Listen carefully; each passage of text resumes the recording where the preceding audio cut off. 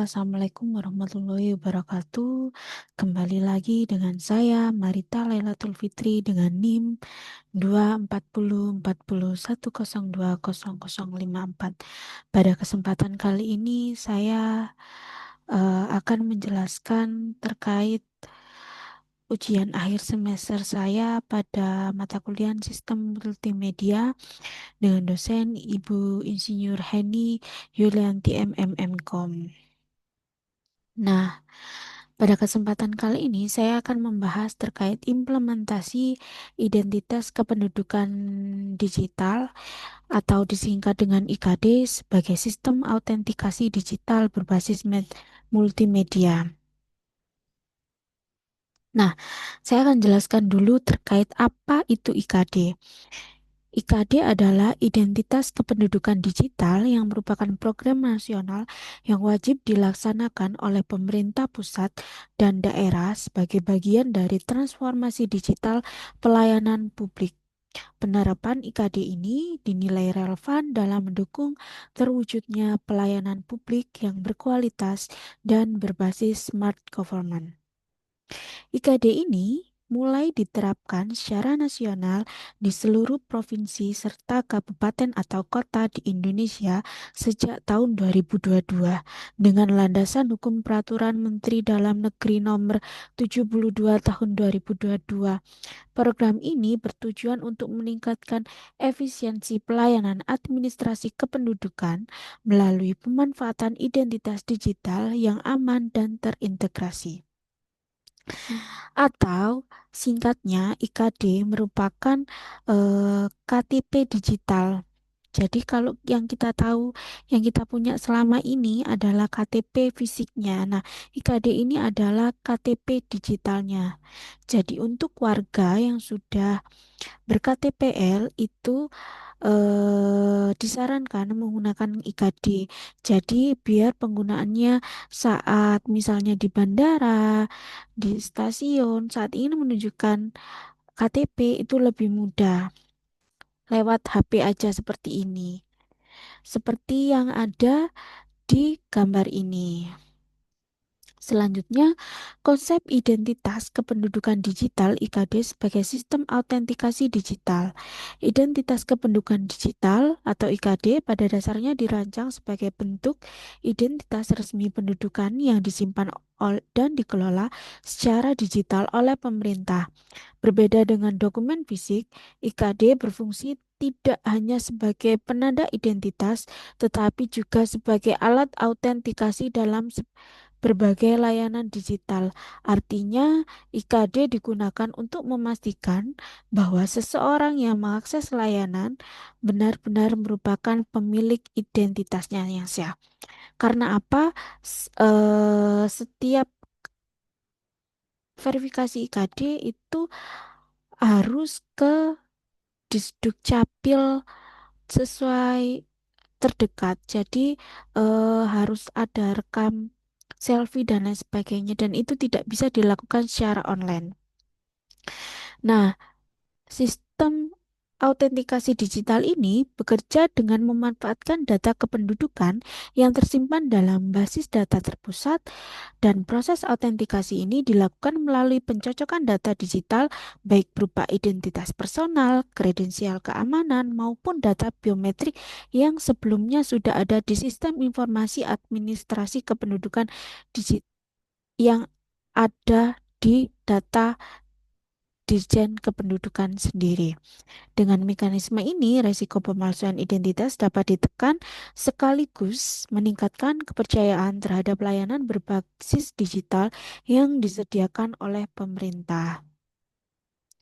Selanjutnya, integrasi Internet of Things (IoT) dengan IKD dalam sistem autentikasi digital. Nah, IoT sendiri dengan IKD ini, IoT tentunya ada digunakan dalam teknologi yang ada di KD ini, yang nantinya membuka peluang penerapan autentikasi digital yang lebih luas dan otomatis. Melalui IoT, berbagai perangkat pintar seperti mesin layanan mandiri, sistem akses berbasis sensor, atau terminal digital dapat terhubung langsung dengan sistem IKD. Perangkat ini tersebut berfungsi sebagai titik autentikasi yang memungkinkan verifikasi identitas dilakukan secara real time. Kenapa? Karena di apa saat kita mengajukan layanan di IKD ini nantinya akan dapat email, lalu email itu adalah bentuk dari fisik dokumen kependudukan itu bisa diakses atau bisa juga melalui mesin ADM atau mesin anjungan Dukcapil Mandiri.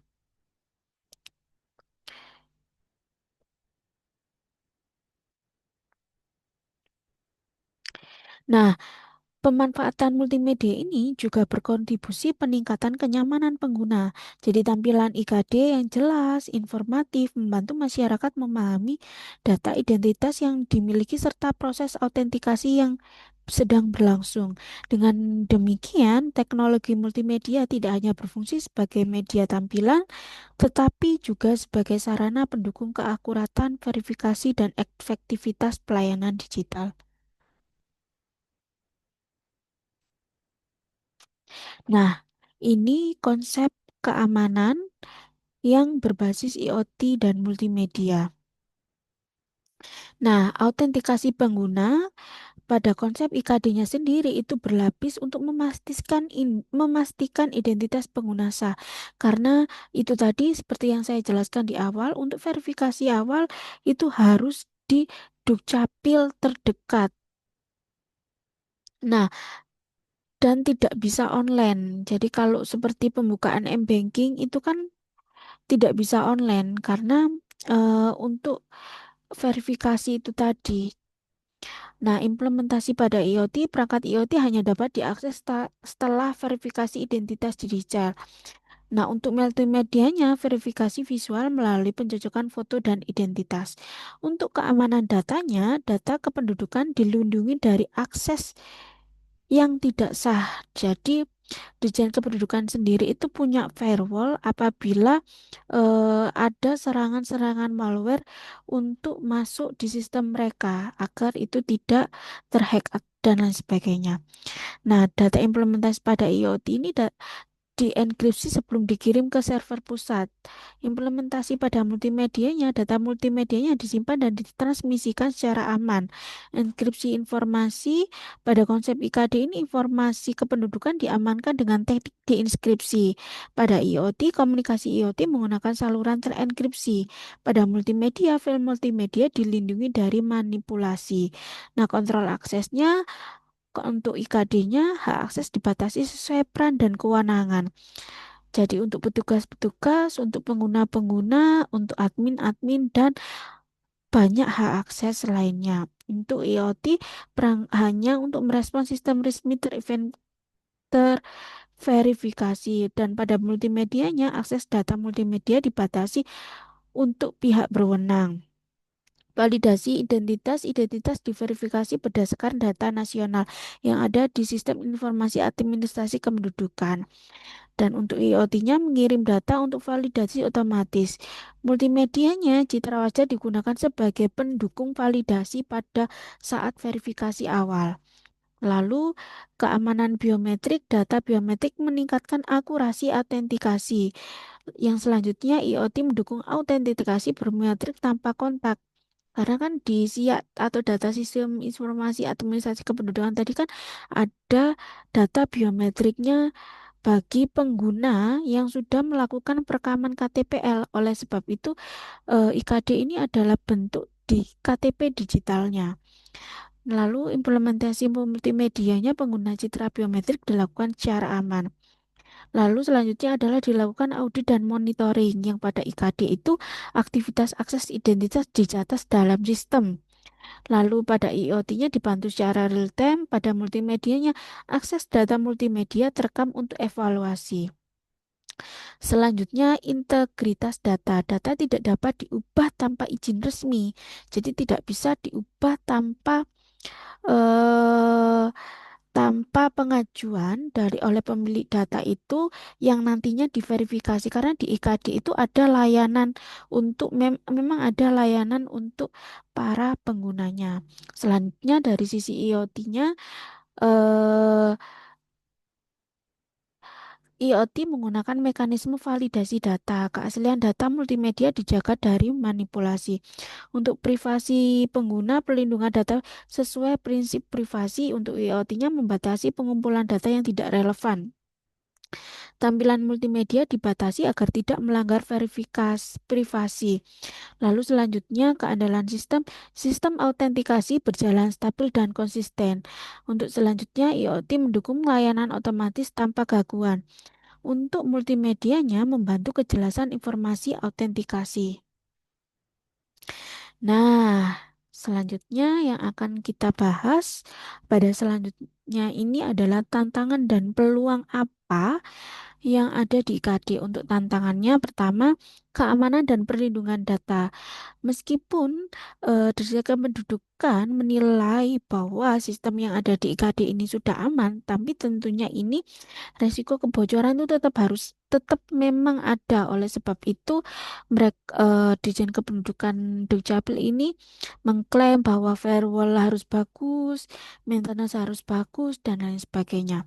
Kesiapan infrastruktur teknologi karena keterbatasan jaringan internet pada perangkat di beberapa daerah, karena penggunanya ini satu Indonesia, dan satu Indonesia itu mungkin juga ada daerah-daerah terpencil atau daerah minim akses. Nah, ini tantangan untuk pengaplikasian IKD di unsur satu Indonesia. Yang ketiga adalah integrasi sistem antar instansi, perbedaan sistem dan standar teknologi antar instansi. Yang selanjutnya adalah literasi digital masyarakat.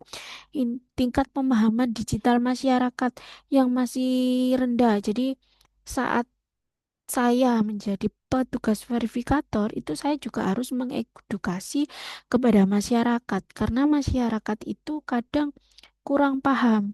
Mereka tidak paham itu apa email dan lain sebagainya, apalagi ngapunten untuk masyarakat yang manula dan lain sebagainya. Memang itu harus dilakukan sosialisasi terus-menerus. Selanjutnya adalah kendala perangkat IoT, potensi gangguan dan kerusakan perangkat berbasis OIT. Peluangnya apa nih yang ada di IKD? Ada 5 juga, yaitu layanan yang lebih cepat, praktis, dan minim interaksi manual. Karena di IKD ini ternyata kalau masyarakatnya sudah punya IKD, mereka itu bisa mengajukan layanan sendiri yang ada di IKD itu, jadi lebih simpel. Lalu efisiensi otomatis layanan, autentikasi pelayanan otomatis berbasis IoT secara real time. Selanjutnya, penguatan smart government, fondasi ekosistem pemerintahan digital yang terintegrasi. Selanjutnya, peningkatan keamanan autentikasi, pemanfaatan teknologi multimedia dan biometrik untuk verifikasi identitas. Nomor 5, pengembangan layanan digital terintegrasi yang identitas tunggal untuk akses sebagai layanan publik lintas sektor. Karena di EKD sendiri itu memang ada, kita bisa melihat NPWP, kartu vaksin, kartu pemilihan, dan lain sebagainya. Selanjutnya adalah kesimpulan dari implementasi IKD ini adalah sebagai autentikasi digital berbasis multimedia dan Internet of Things (IoT) yang merupakan langkah strategis dalam mendukung transformasi digital pemerintahan menuju layanan publik yang lebih modern dan aman. Gimana? Ngesum. Nggih, Pak. Nah, Pemanfaatan teknologi multimedia dan IoT ini mampu meningkatkan akurasi, verifikasi identitas, memperkuat keamanan data kependudukan, serta mempercepat proses administrasi secara terintegrasi. Dengan penerapan IKD, pemerintah dapat menghadirkan sistem pelayanan yang lebih adaptif terhadap perkembangan teknologi dan kebutuhan masyarakat di era digital. Selanjutnya, Hmm, saran dari apa yang saya review terkait IKD adalah untuk mendukung implementasi IKD secara optimal, diperlukan peningkatan sosialisasi kepada masyarakat agar pemahaman dan pemanfaatan identitas digital semakin luas. Selain itu, penguatan aspek keamanan sistem dan perlindungan data pribadi harus menjadi prioritas utama guna mencegah potensi penyalahgunaan data. Nah, di sini peran pemerintah perlu terus mengembangkan dan meratakan infrastruktur teknologi, khususnya di daerah yang masih terbatas aksesnya. Di samping itu, kolaborasi dan integrasi sistem antar instansi menjadi faktor penting agar IKD dapat berfungsi sebagai identitas digital yang terpadu dan mendukung berbagai layanan publik secara berkelanjutan dan proses sosialisasi kepada masyarakat harus terus digencarkan karena mengingat IKD ini lebih simpel ya. Nah, itu tadi agar semua lapisan masyarakat dapat menerima manfaat dari IKD itu sendiri.